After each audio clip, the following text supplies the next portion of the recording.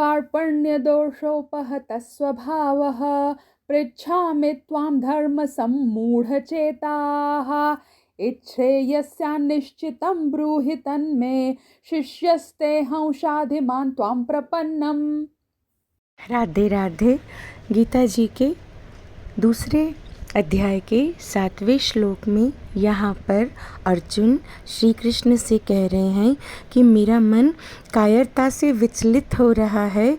हे केशव, मैं कोई भी निर्णय ले पाने में असमर्थ हूँ। कायरता से, भय से मेरा मन मूर्छित हुआ जा रहा है। मुझे समझ नहीं आ रहा मैं क्या निर्णय लूँ।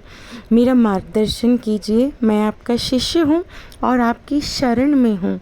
तो ये जो श्लोक है, जीवन में ऐसे कई क्षण आते हैं, कई परिस्थितियाँ आती हैं जब हम कोई भी निर्णय ले पाने में असमर्थ होते हैं।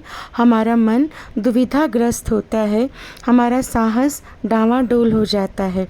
विशेषकर ऐसी परिस्थिति जबकि कोई निर्णय अपनों के प्रतिकूल लेना हो, जिन्हें हम अपना समझते हों, उनके प्रतिकूल कोई निर्णय लेना हो, तो हमारा मन बहुत संघर्ष करता है। हम किसी मार्ग पर आ नहीं पाते, दुविधा से घिरे रहते हैं।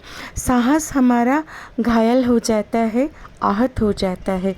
ऐसे समय में निरंतर इस गीता जी के दूसरे अध्याय के 7वें श्लोक का पाठ करने से हम अपनी सत्ता श्री कृष्ण को सौंप देते हैं, उनकी शरण में आ जाते हैं, उनसे मार्गदर्शन मांगते हैं। निरंतर इस श्लोक का पाठ करते रहें जब तक कि आपको मार्ग मिल न जाए, या फिर रात को सोते समय कोई 21 बार या 11 बार इस श्लोक का पाठ करके सो जाएं। निसंदेह श्री कृष्ण आपका मार्गदर्शन करेंगे, दुविधा से ऊपर उठा देंगे, कोई उचित मार्ग आपके लिए खोल देंगे। आपको दुविधा में राह मिल जाएगी, दुविधा दूर हो जाएगी। इसे करके देखें, क्योंकि बहुधा ऐसा होता है, ऐसी किसी समस्या में घिरने पर हम संसारी लोगों से मार्गदर्शन की आशा करते हैं, लेकिन चूँकि संसारिक लोगों की दृष्टि सीमित होती है, वे हमारा उचित मार्गदर्शन कैसे कर सकते हैं। अधकचरा मार्गदर्शन मिलता है। किंतु जब हम साक्षात भगवान से मार्गदर्शन मांगते हैं तो वे न केवल हमारा मार्गदर्शन करते हैं, अपितु वह दैवीय मार्गदर्शन होता है, जिसे हम डिवाइन गाइडेंस कह सकते हैं। और उनसे मार्गदर्शन मांगने पर हम फिर कभी जीवन में पीछे नहीं होते, अनुत्तीर्ण नहीं होते। इसलिए जो भी समस्या आई है, दरअसल वह समस्या नहीं, कृपा है। भगवान की कृपा से हमारे सामने ऐसी परिस्थिति निर्मित हुई है और उनकी कृपा से ही यह परिस्थिति जाएगी भी। इसलिए मार्गदर्शन भी उन्हीं से क्यों न मांगा जाए। तो आगे से ईश्वर ना करे कि ऐसी कोई परिस्थिति आपके सामने आए, किंतु इस श्लोक का पाठ करने से मन की सारी दुविधा दूर होती है, सारी कृपणता, कायरता दूर होती है और हम उचित निर्णय ले पाने में सक्षम होते हैं।